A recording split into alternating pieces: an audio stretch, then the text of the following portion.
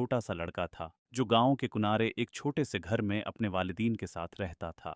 वो दिन भर खेलता, दरख्तों के नीचे बैठकर परिंदों को देखता और ख्वाब देखता कि एक दिन वो भी आसमानों में उड़ सकेगा। वो अक्सर सोचता कि काश उसके पास भी पुरों की ताकत होती, जैसे गांव के ऊंचे दरख्तों पर बैठे बड़े बड़े परिंदों के पास होती है। एक दिन शाहीन गांव के किनारे एक बूढ़े आदमी से मिला। बूढ़े के हाथ में एक चमकती हुई छुरी थी, आंखों में अजीब सी चमक थी।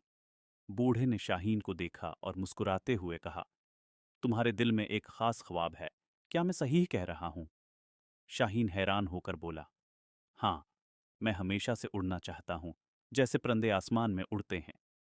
बूढ़े ने अपनी छुरी जमीन पर रखी और आहिस्ता से कहा, यह दुनिया बड़ी है और यहां हर चीज मुमकिन है।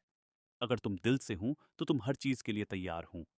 चाहो तो तुम भी उड़ सकते हो, लेकिन याद रखो, उड़ने के लिए सिर्फ परों की नहीं, दिल की ताकत भी चाहिए होती है।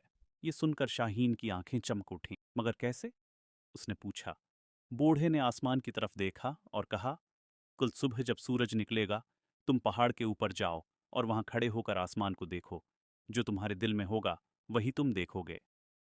अगली सुबह शाहीन बहुत जल्दी उठा और पहाड़ की चोटी की तरफ भागा। जब वो वहां पहुंचा तो उसने आसमान की तरफ नजरें उठाईं और दिल की गहराई से उड़ने की ख्वाहिश की। अचानक हवा में नरमी सी आई और उसे यूं महसूस हुआ जैसे हवा उसे ऊपर उठा रही हो।